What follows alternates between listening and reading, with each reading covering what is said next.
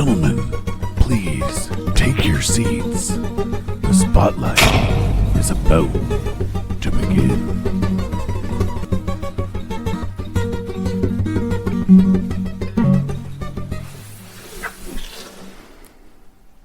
Good evening, everyone. I'm Mystery Matt, and you're listening to the Mystery Matt Spotlight Podcast. This afternoon, this evening, or whenever you're listening to this, we are going to be talking about fairies, and not the hey fairies, the other kind of fairies. We actually don't even have a single gay gentleman on our staff tonight. What is going on here? You really can't be saying this stuff. Oh, it's all good times. Everybody knows that we love everybody on Talking about this. fae folk. Fae folk. The little pixie things with the wings. Yeah. Tinkerbell. No, that's something else. What's the old term for them? Little people or something else. They're called good people. This evening, I'm joined by Sarah, Nancy, and Colleen, who doesn't know where the mic is, but she's got a really cool hoodie. The mic's right there. Yeah, you have to take it when you're going to talk. I'm supposed to just yank it away from your mouth. Okay. Well, no, if you're talking and we're whispering anyway, but whatever. Or we can get real close. We can get real close. We'll double team this mic. I didn't know Okay. that this was a polyamorous relationship. No, she can have. Dude, he's like my brother. Oh. Oh, no. And this is why River does not listen to the podcast. Holy What shit, happens that took a when you dark get turn 4 fast. sleepy adults in the same room? Jeez Louise. You can get your own TV show. Nancy sounded like a 57 Chevy that won't turn over. I can't breathe. Did you say you can't breed? Yeah, the carburetor Because we needs know more you can oxygen. breed. Breathe anymore either. We broke her. Oh, wow. So just a heads up, Nancy is running on very little sleep and about 60 hours of work in 1 week. Yeah. She's got coffee, a but little it bit ain't tired, doing and her shit. coffee's not helping. Did you get espresso in that? No, this is number 4 today. But you didn't get espresso? No, it's I come like Chinese and Japanese. Espresso! You need to get espresso in that. Espresso! That's how Matt and I say it. Espresso. Is Espresso! that what you Oh my say when God. you order it? Yes. You sound like a little anime character. Espresso. Espresso. Can I get 2 shots of espresso? Sounds like a Pokemon name or something. Espresso! It's the hyped Lick my up one. armpits. It's the hyped up one. Espresso! It goes zipping around. It's always got a coffee in its hand. If you're saying it like that, I don't think you need one. No. Espresso! They tell me, okay, I'll give you 2 espressos, but they technically don't because I'm going around. I'll take 2 espressos. Espresso! Espressos. Okay, fuck. Wow. Okay, I'm good now, I think. I think the opening of this one is probably the best one we've done so far. Wow. I don't know what a tangent means. Anyways, so we are going to be talking about the mythological creature or spiritual creature or some type of little person thing with wings. I don't know who wants to start it. I think Nancy's got surprises for the end. So I'm going to throw it over to the one with glasses. You're a dick. Both of us are sitting here with glasses. Yeah, exactly. I think you go Rock, first. paper, scissors. Um, Rock, paper, scissors. You go first. we both did paper. Oh, I thought you did scissors. No, I did paper. Your paper's ripped. Rock, beat, scissors. Okay, I go first. Okay. She lost. I know, so I go first. She goes first. Wait, is that how we're doing it? Yeah, I guess you we, go. You I just. guess we should have set parameters first. You won. You go first. Okay. I Okay. thought you were leaving. Jesus. Like, fuck this shit, I'm out. Like, she does paper, and her hands like this. I'm like, oh, she got scissors. She's like, no, it's paper. I'm like, it's fucking ripped, dude. It's She cobwebs. ripped her paper. Or Okay, was it anyways. was from Friends Fire? No, I know that. Spock. It was Big Bang Theory. It was rock, paper, scissors, lizard, Spock. Yeah. I think Friends was Fire. Oh, Friends sucks. Sorry, it's no New Girl. Sorry, we can't be friends anymore. I'm New Mystery Girl. Matt, and New you're Girl is listening still better. to Cackling with 40-Year-Olds. Listen, kids. Okay. Don't grow up to work 60 hours. So, all right, I will get this shit back on track. Okay. Choo choo. Choo choo. That was 5 comes the minutes of my fairy life choo-choo. I'm not getting back. Nope. Neither are our listeners. If they're still here, congratulations. They left when you guys started You laughing. get the prize. Yes. Okay, so the origin, I got Celtic fairies. So, Okay. the origin of Celtic fairies. So, fairies are believed to be Twa da danen. Twa da danen. That's going to be hard for me to say. the Yeah, rest of speak it. Gaelic to me. And they arrived in Ireland before humans did. They can be seen as gods, monsters, and demons. And the Tuatha De Danann translate to people or nation of the goddess of Danu. Of Danu? Danu. And they're considered to be trooping fairies or fallen angels, not good enough to be saved and not bad enough to be lost. The Tuatha De Danann arrived in Ireland on western mountains, said to have come down from the clouds, causing a 3-day eclipse, or from the sea, burning their ships once on land, and the billowing smoke causing the eclipse. While ruling the land, the Tuatha, I'm just going to say it the way I say it, so whatever. The Tuatha De Danann had peace and prosperity for 169 years until the Milesians arrived and defeated them, sending them to the other world, basically underground. It's also referred to as the fairy realm. The other world is a mystical dimension of breathtaking beauty, and in Celtic folklore, fairy trees, fairy rings, and fairy forts are entrances to this other world. Lone hawthorn trees are referred to as fairy trees, and the Christians call these entrances to hell. Because they have no sense of mythology or anything. So No, fairies, which one bites? Fairies or pixies? pixies. Oh, pixies bite. Okay. So fairies are often used for their magical and mysterious ways by humans to cope with or make sense of the incomprehensible. They are magical beings, but they don't necessarily use their wings to fly. They can fly without them too. And it's at twilight is when you are more likely to encounter the Tuatha De Danann or the Ishid, which is another name for the fairies of Irish lore. And I had something else I wanted to add to that section I just lost. So And fairies, they are of small stature, though, like a as stereotypical... far as I can tell, I didn't read anything that was super descriptive of their look. size? Yeah, their size. A lot of their look, but not necessarily their size. So they live between the realm of humans and angels, and some are evil, and Egyptians believe fae folk to be demons.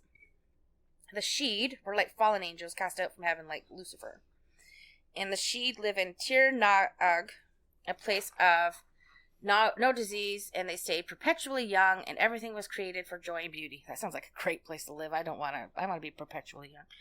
And their homes were built by lakes, Norman ruins, or in the core of a hill, and inside was made out of gold, silver, diamonds, and pearls. And the fae folk left England in the 17th century as it became more industrialized very rapidly and caused harm to their physical and mental wellness. Where did they go, did it say? Ireland, dummy. They went to Ireland? Well, some of them did, yeah. Oh. Or they disappeared altogether. Oh. So there's different types of fairies, and this is what I got from the internet, so don't come at me. So there's different types of fairies that fall under the fairy purview, which includes pixies, pygmies, sylphs, air spirits, earth spirits, fire spirits, water spirits, salamanders, gnomes, goblins, and undines, not underline, I was going to say underwear, and the main Celtic fae folk, which are changelings. So changelings will replace human infants with lookalikes and are often naughty creatures with strange and unusual behaviors, or unhealthy or disfigured kids. When parents have sick children or disfigured children, they believe the fairies replace them. Well, I probably would too. I'm sorry. There's also the Dullahan, and the Dullahan is associated with death, and are depicted as headless horsemen who uses his head as a lantern and a human spine as a whip. People believe that if you encounter the Dullahan, it's a sign of imminent death. This one's kind of cool. So that one was in Celtic? Even the Headless Horseman was in Celtic? Yeah, this is all Celtic. The ones I'm going into detail about right now are Celtic. Oh. The Puka. Puka are mischievous, shape-shifting fairies who can shift into different animals, but usually appear as a black horse with fiery eyes. They are protector of animals and guides of lost travelers, but also prank humans. They are often associated with Samhain, which is a Celtic and pagan festival similar to Halloween. It's around Halloween as well, as they wear costumes and masks to disguise themselves from evil. So, basically, it's Halloween. So, And of course, everybody knows what a banshee is, right? So banshees are common in many places and commonly heard of. They are associated with a pending death. The wail so loud in its ear-piercing shriek, and they do lamenting. Seeing or hearing a banshee is foretelling of the pending death of a family member. She is pale-skinned with fiery red hair and dressed in a white gown. I've seen a banshee. No, you must talk. Put the words in the black thing. Little puffy ball. So that was one of the most scary experiences I've ever had. Paranormal experiences. It was when my kids were young. It's probably about 10 years ago. And in the house that I lived in, you kind of went up to the second floor, and it was like bedroom, and like a long hallway with a bathroom at the end. And so when you're standing at the sink and the door's open, you can see the hall behind you in the mirror. So I was washing my face one night, and I looked up, and in the mirror, I saw this creature look like she was flying at me, with razor-sharp teeth, gray, crazy, flowing hair, and razor-sharp fingernails, and the scream. And I turned around, I slammed the door, and I told her to get out. Like, screamed, "Get out, you're not welcome." Apparently nobody heard me scream, and everybody was upstairs. Nobody heard this at all. And yeah, it was, yeah. Yeah, I remember you telling me that. So obviously the Celtic one keeps their fiery red hair, with the North Americans become old haggard women. It pretty much looked like the depiction of like a Hollywood witch. Like that's what she looked like. She was not pleasant looking. No. And of course, everybody knows leprechauns. Oh. I was waiting for you to do that. So they are small old men with beards and dressed in green. They're mischief makers, gold loving, and shoemakers. If you catch one, they'll grant you 3 wishes in exchange for their freedom. Limerick City is associated with leprechauns and are thought to hide in the streets and alleyways. They are celebrated through festivals, events like treasure hunts, parades, and storytelling. Well, as a little kid, I saw a leprechaun. I think I was probably about 5 years old. Were you in Hamilton? Because there's just a lot of midgets here. No, and actually it was actually on St. Patrick's Day. I saw one the other day. Sorry, go ahead. Not a leprechaun midget.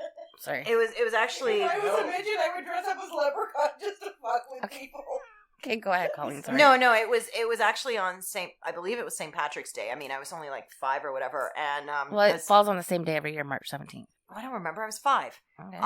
And we were playing outside at my daycare, and I hear a noise, and I look up, and in a knothole in a tree, I see these little legs sticking out, and it was not a leprechaun like how I would think, because it was probably only about, I don't know, maybe 10 inches tall. It was really small. But these little legs were sticking out of the tree, and they were moving back and forth, and it was stuck. And my friends and I was trying to pull it out of the tree because it was stuck and it was yelling. Are you sure somebody just didn't cut the leprechaun out of the Lucky Charms box? I have the very vivid memory of this. Like an elf. It was these. There's little no leprechauns over chubby here. legs. Small, like I know, it was talking really like weird. This, like this small? It It's shocked probably me. a Keebler elf. Might have been a Keebler elf, but anyway, I remember seeing it and it shocked me. It was like stuck in the tree, and it was Help like, me, yelling help like me. get me Pull out, my get me legs. out. Pull my So we couldn't finger. reach the legs. to I'll pull make it out. cookies. And when I asked the staff, well, can you help it? They were like, there's nothing there. So anyway, Nothing like that makes you feel insane at all, eh? yeah, I know. All right. Good thing you were 5 and not 25. Yeah, exactly. Yeah. You would have been inside. You would have been inside for Oh, I know. for a It while. was really weird. I still remember what it looked like to this day. But All right. So fairies are tricksters or guardians, and they can be jealous or benevolent. And just like us, they have funerals and parties. They play games and love to dance. They can be duplicitous in nature towards humans, often willing to help or hurt in equal measure. Many different skills in smithery, art, magic, and poetry.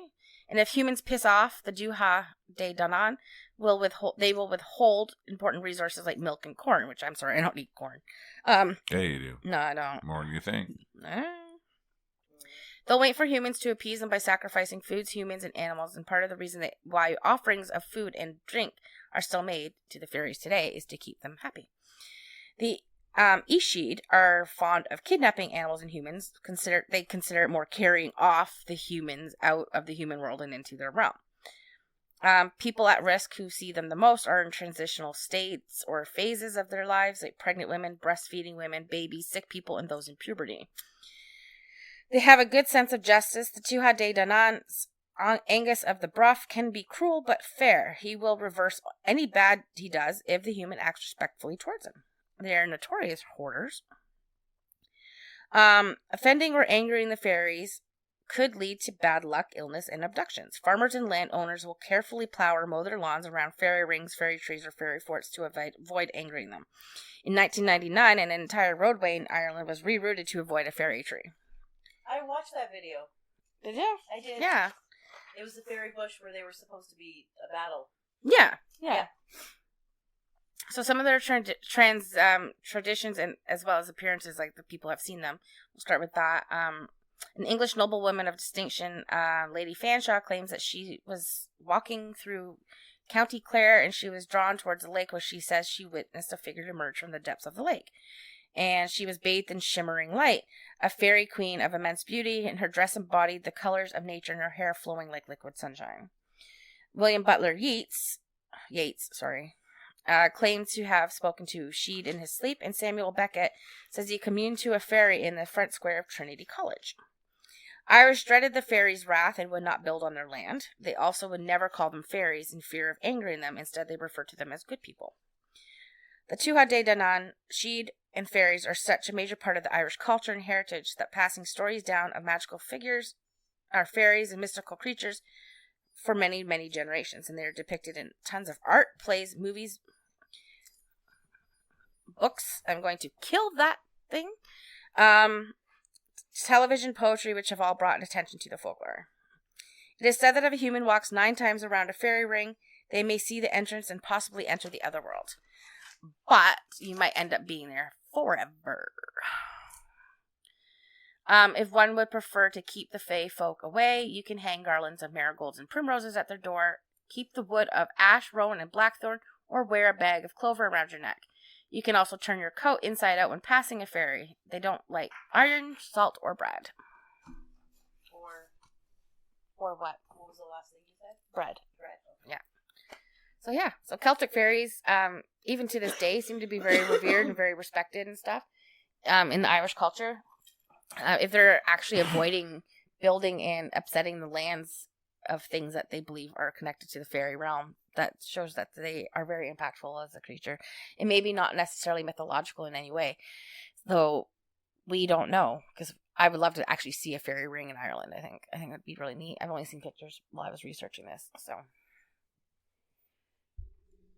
The Irish fairy legends became really popular, especially like in the 1800s, and that as Ireland was trying to gain its independence, it was they really focused on their past and history, and it seems to become like a natural identity is their connection to this. That was what I found interesting.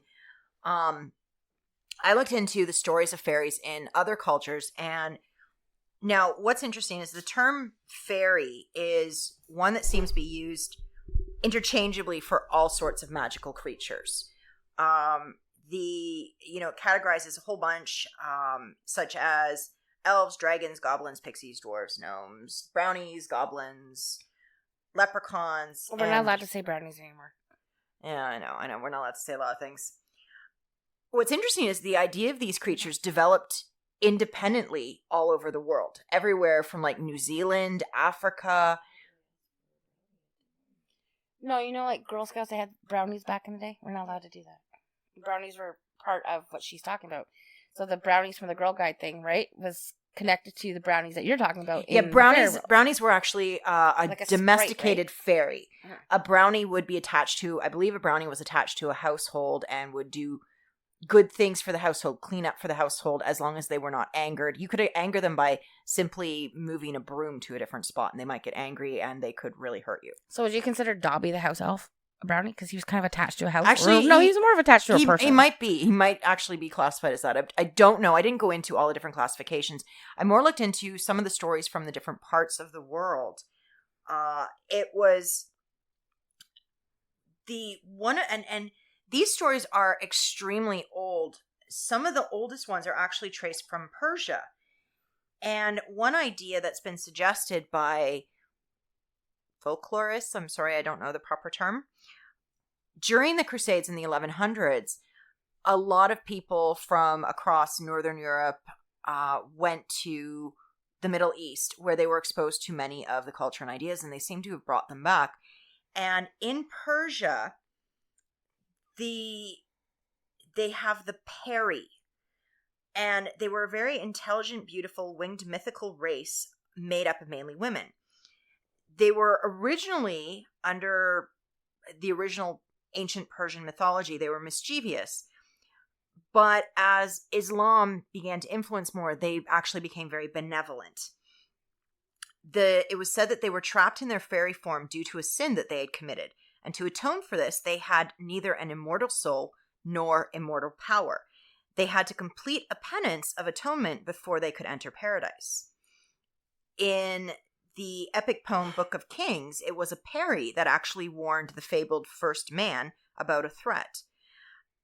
They were also targeted by the Persian divs, which are a form of demon, as the divs felt the Peris lacked self-esteem and therefore would never join a rebellion. They saw them as something less than. The Peris were apparently absolutely gorgeous, like just ethereal and beautiful. They were kind of like a cross between what we consider a fairy and like a courtesan almost. They were almost revered that way. Islam changed it and said that they were created by God after he created the divs. And they became closely associated with the jinn. And so these stories date for the ancient mythology back to even 3000 BCE. And more modern detail became available around 1500 BCE. And this stems from like the area of Iran. What's interesting is that does seem to actually, it then spreads. We start getting Greek stories of fairies. Now, this one I found a little bit difficult, looking into what people call the Greek fairies. The first writings that we have from Greece are from the Minoan civilization, which was around 1400 BCE. But most of what we have is from about 700 BCE. And that's when a lot of the stories started going about what many consider Greek fairies, which are the nymphs. And that to me can be a little bit, they don't quite fit in with the idea of a fairy, but many do consider them Greek fairies. There's so many differences and similarities. The nymphs come from ancient Greek mythology, and they're a physical manifestation of nature. Many times they're shown as a minor female deity that's associated with natural elements or an extension of nature. They are tied to a specific location or landform. The opposite of them were, I guess the opposite, or the similar to them were the satyrs, which were the male version of this. Now, the satyrs were, they're the ones that are like man upper body, horse lower body, or goat, whatever you want to see. Although as time went on, they became much more human-like and kind of lost some of their beast appearances. But the satyrs were known for drinking, music, chasing women, and they were often depicted with permanent large erections. I guess to kind of depict how lustful they were. Typical males. But they would spend most of their time in the company of the nymphs. The nymphs are celestial, territorial, water, underwater, and plant, and they're classified by the habitat in which they live in. They're divine spirits that have a close connection to nature, and they can live centuries without fearing aging or disease, but they can die. And this generally happens when something important about their habitat changes. Like if the tree was cut down or a dam was built, this could cause the death of the nymph. The Meliae were ash tree nymphs. I can't say certain things out loud.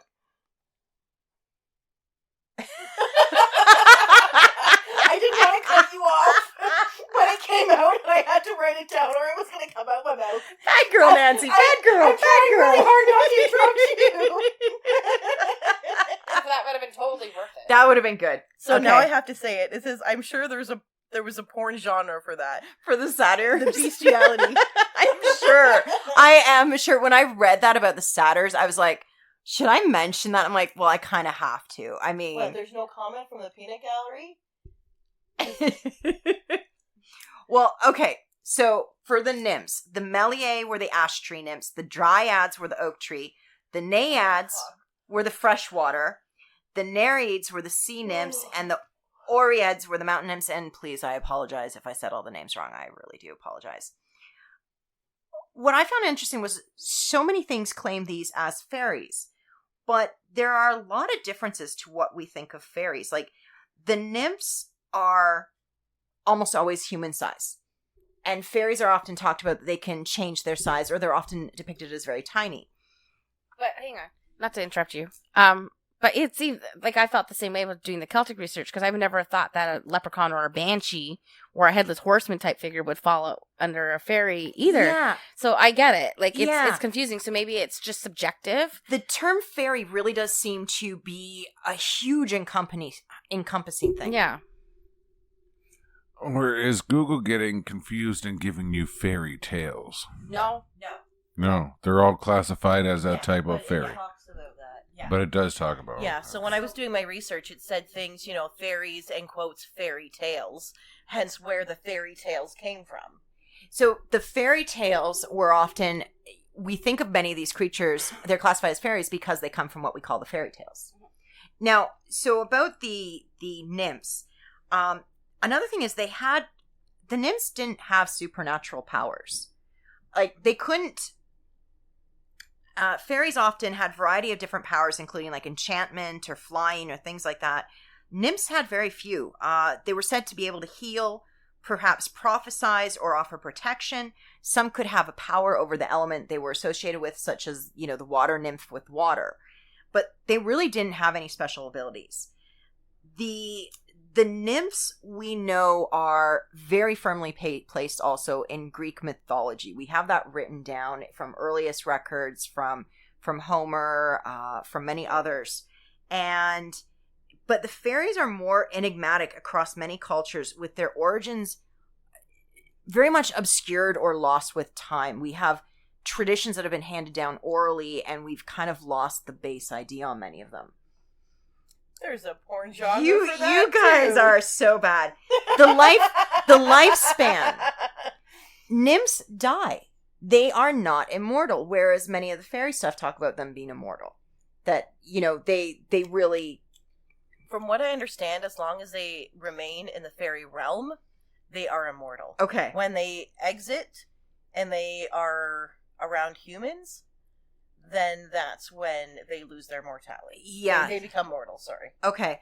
The nymphs also are very benign. They're considered guardians of their natural elements and are not harmful. What does benign mean? Benign, Not not cancerous. harmful. Not benign. Benign rather than That's malignant. what I was thinking. Yeah, they're benign. They're not going to harm. They're not going to do anything bad. Turn. But fairies can be pretty mean at times. They Yes. can be very mischievous, very evil. They can do harm to humans. They can use spells. They can be bad. The nymphs are also an integral part of the Greek mythology in that they provide an interaction between humans and gods. They can work for the sake of the gods or for the sake of the humans. They're symbols of nature's divinity and beauty, whereas fairies are often cautionary figures that teach lessons or represent natural forces. The nymphs also, they occasionally interact with humans. When they do, it's generally very good. They can be companions or lovers of gods or mortals. Fairies interact in a lot of ways with humans and generally have a lot of rules regarding it. So there's also talk of the fates. We all know the fates, that spin the thread, cut the thread, that they could be considered fairies. Sorry, Matt's giving me faces. Okay. Can you just put the cat food dish down before the cat rides the duck again? Because I don't know. I was trying not to interrupt Colleen, but you were making faces at me, so I figured now I might as well just say it. She rides the duck when she's hungry. She does. It's on the kitchen counter. Is it her OnlyFans? Her little... She does a show for food. She writes it down. Yep. Anyways, yeah. So yeah, within Greek mythology, there's the nymphs. Some also can consider the Furies to be a form of fairy, like the Furies were the avenging forces of nature. So it's really, to me, it seemed really odd because they weren't, these are mythology stories of gods, goddesses, and the forces around Greece. I'd never thought of them as fairies. Okay, but in the same with the elemental aspect in Celtic, you're seeing elemental aspects here. So it's going back to the earth, air, fire, and water kind of situation too. Yes. So there's very much elemental worshiping going on between all the different fae folk. Yeah. And they do all have some sort of supernatural, even if the nymphs can't like fly or cast spells. But they're connected to each they element. are connected to each element. So that is where I could see it on that. Mm-hmm. I could see nymphs actually being classified under the fae folk classification because of we see them as small, even if they're not, but they are connected to the elements in some way, shape, or form. Yes. And being connected to the elements is very paganistic. And I think we can kind of agree that this is a very paganistic kind of topic. Yeah. And less like Christianity based, because a lot of Christians mainstream nowadays probably don't believe in this stuff. And I'm not saying that all pagans do either, but it's more represented in paganism. Yeah. It was fascinating though, looking at so many different cultures that had these stories of what we're classifying as fairies, these supernatural beings that from another realm or that have special powers. They do exist in all cultures across time, which I found very interesting. The one now long time back, I have Scottish background, so I was interested. In Scotland, you had your two thoughts were the Seelie Court, which were fairies who seek to help humans. They're beautiful and vibrant. They ask for favors and will return favors. They're associated with spring and summer. And then you have the Unseelie Court, which are fairies who seek to harm humans. They're hideous and scary, and they will harm humans as a form of fun. I'm convinced that Canadian fairies use the Canadian goose as a harmful weapon against humans. How do you know that a Canadian goose isn't a fairy? I don't. I actually thought they were velociraptors, but hey, who am I to say? The stories of the changelings were interesting. I know you talked about that. Yeah, the changelings, actually, that creeps me out a little bit because I think changelings are scary in its own right. Like, if you can switch out a baby that looks relatively close to your own, like, or have a baby switched, I think a parent would probably recognize that. Well, the changelings were often visually different. Many times they would have a beard, they'd have long, sharp teeth, or they were different.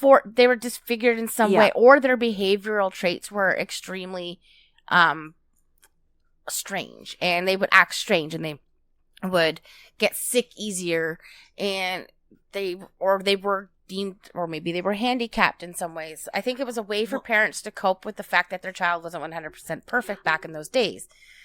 You know? It was also a way that they could get away with things like child abuse or child murder.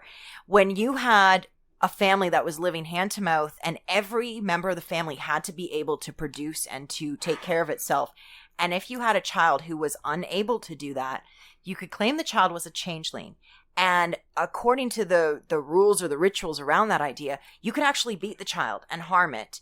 And you could take it into the forest and leave it for the fairies to take back. Yes. And you were allowed to do that, and the law wasn't going to come after you. It didn't fall under the purview of infanticide. It was a way that they could take care of what they saw as a problem. Yeah. That was interesting, and how that started changing more as you notice They should just not have sex. Yeah, wouldn't that be... Well, but weren't they Catholic? That's all they did. For fuck's sakes, if you gotta take your kid into the woods and claim changeling, like, just don't have sex anymore. Do you know how many times I say that on a daily basis while I'm reading true crime cases all over the internet? Oh my God, this woman accidentally put her kid in the microwave and turned it on. Or, oh my God, this mother put her kid in the oven and accidentally turned it on. How do you forget that your kid's in the oven? Wait. Why is your kid in the oven? Like, why would... What? Huh? Like, it's seriously, I've just watched two cases. I accidentally was carrying a knife, slipped and fell, and I accidentally stabbed you. I'm so sorry. Must be a changeling. You know what I mean? Like, I don't get it. Like, Yeah. No, It's like when someone cheats and they're like, "Oops, yeah, slipped and fell on his dick. My bad." Yeah. as Shaggy would say, it wasn't me. All right. Anyways. But it was interesting as times and thoughts changed. Like, it used to be during the late 1700s, before the Industrial Revolution, prominent scientists all believe in fairies. Like, I'm talking within the Great Britain, United Kingdom area. They all believed. And they'd use scientific theory to prove. They even, as Darwinism came out, they used Darwinism to talk about how fairies were this other offshoot of humans. But as the Industrial Revolution happened, and then later Victorian times and scientific theory, they started sliding away from that. And their ideas, it moved much more into the background of folklore than being a prominent, this actually is true. Which I thought was very kind of cool and interesting. But it is something, these creatures do exist. Like in all these different cultures throughout time, everyone has talked about very similar beings. Mm-hmm. That to me, like, how do the Maori in New Zealand, how do they have stories of fairies, and so does Ireland? And the other thought was that as colonial expansion happened and British people kept meeting other cultures and they'd learned the different fairies, did they bring some of those stories back and incorporate them into theirs? Like, leprechauns didn't used to wear green. Leprechauns used to wear red. Apparently it was only in like the 1800s they switched to green for some reason. Well, everybody needs to change their clothes. Exactly. And maybe 200 years they'll be in blue. Right. I do appreciate the Irish and the fact that they're keeping this folklore and this Celtic, Celtic, what am I looking for? Mythology? Traditions alive. And I think that's really neat. And I think you don't see that so much in the cultures nowadays. And yeah, some people may believe in the fae folk and some may not.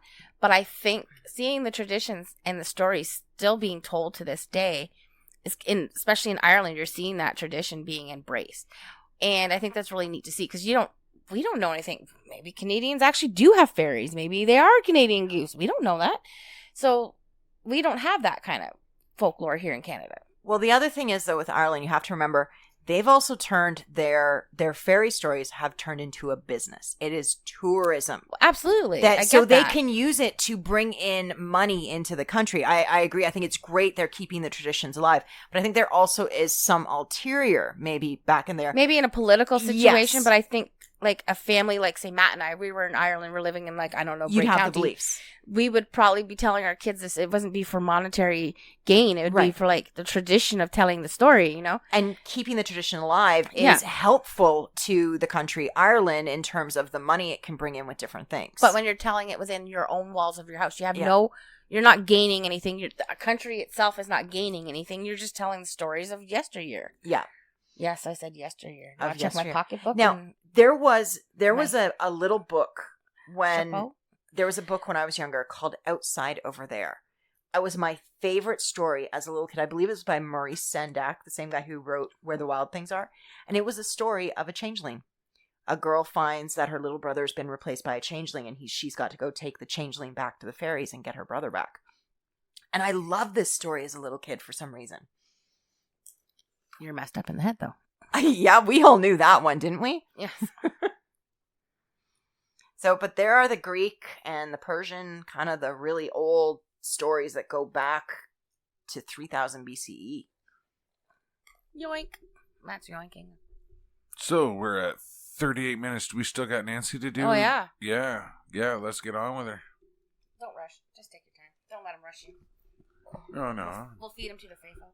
Just saying, a couple less detours might help. So, is this one that doesn't bend? This one doesn't bend. So, like you were saying, if it's all across everywhere, how are they not real? Yeah.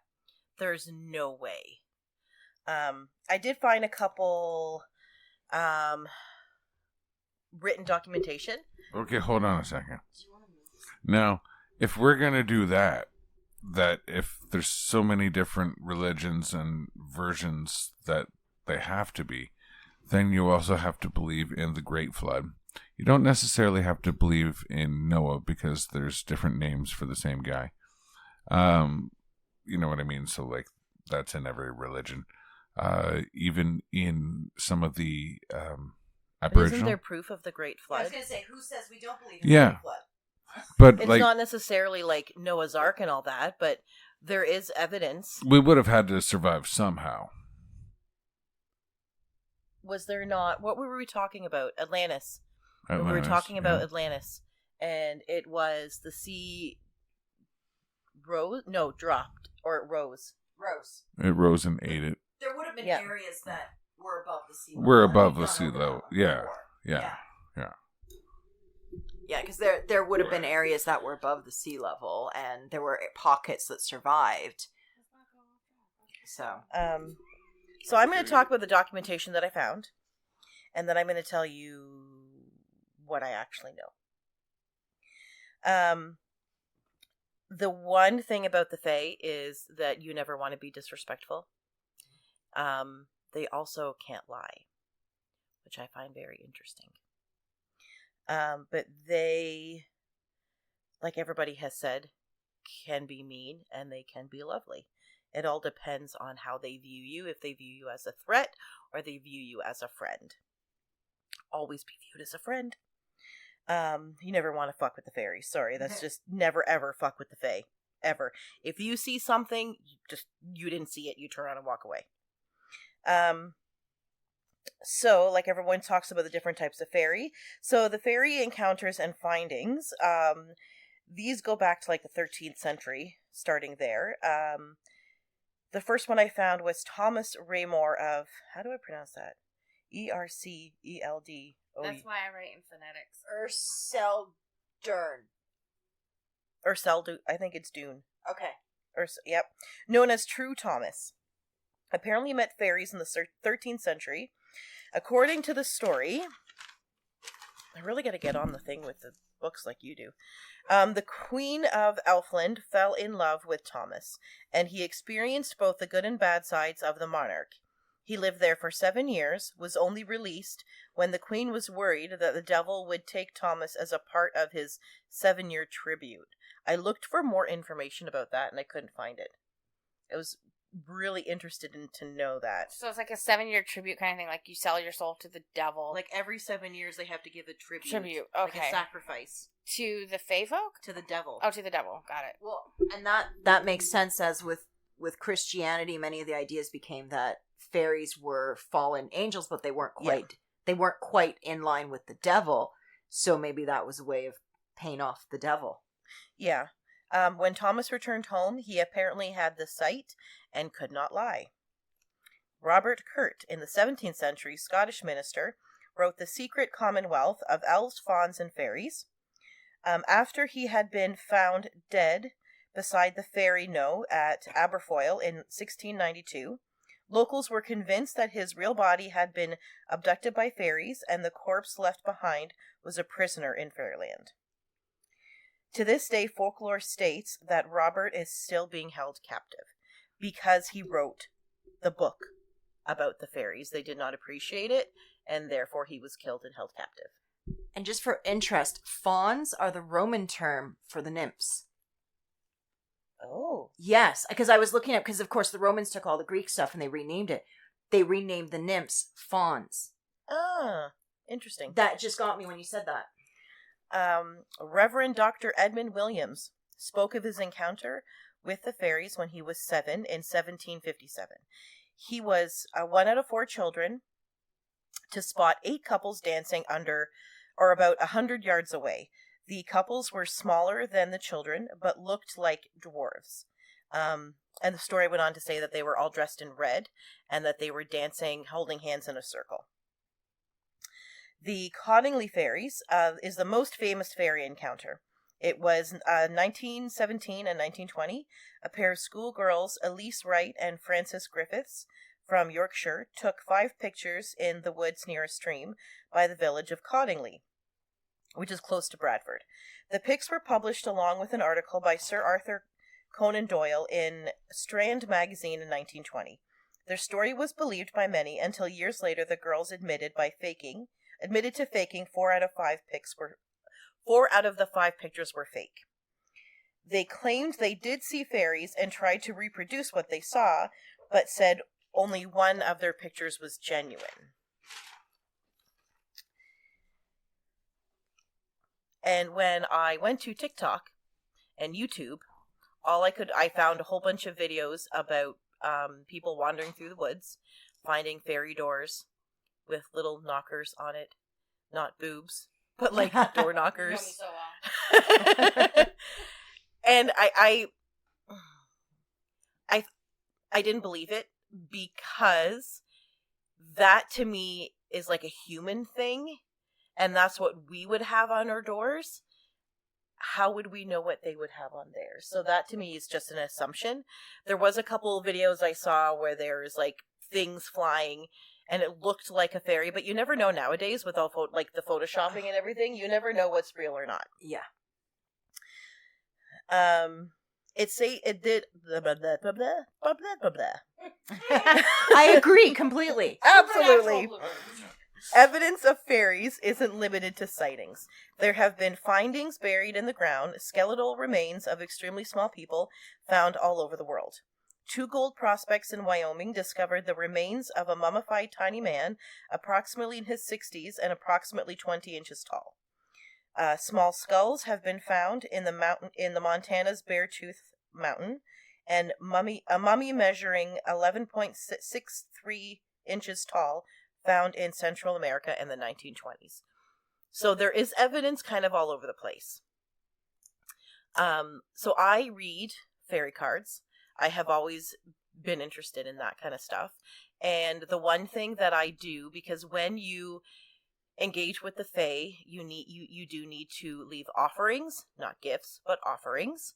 Because if you leave gifts, then it's as if they owe you something. So I leave random things around my house. I have bowls of change. There's candies around my house usually. And that's something that they like. So it's not me leaving it for them. It's me leaving it out.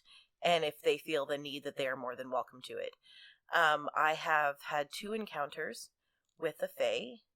I did request permission today before the podcast, because they don't really like being talked about or on camera, as a lot of the videos that you search, you'll find they're running away, or they're curious, but they don't want us to know, because that will, if we find them, then that will infringe on their home and their life.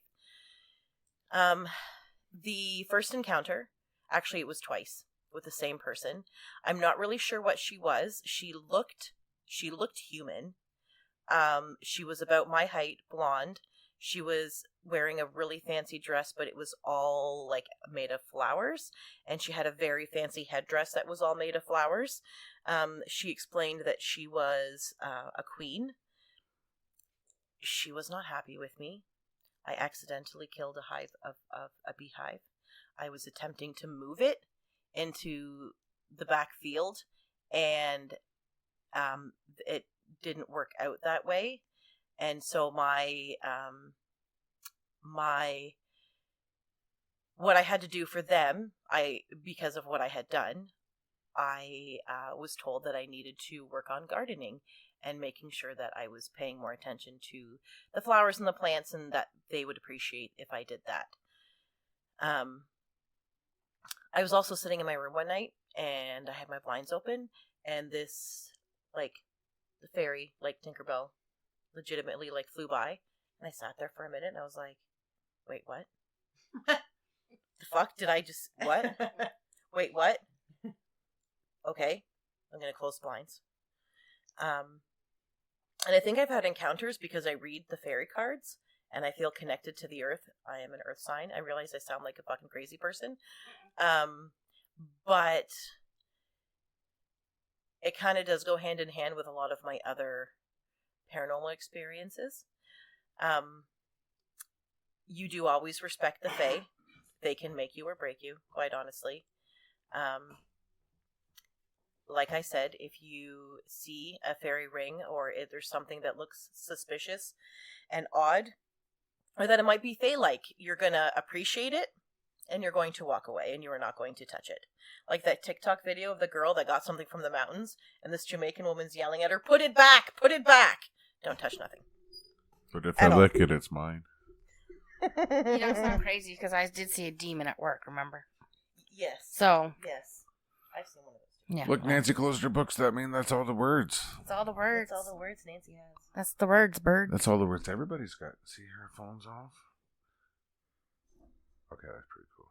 Well, I thought it was interesting when you think about how fairies are depicted in pop culture now, how we view them.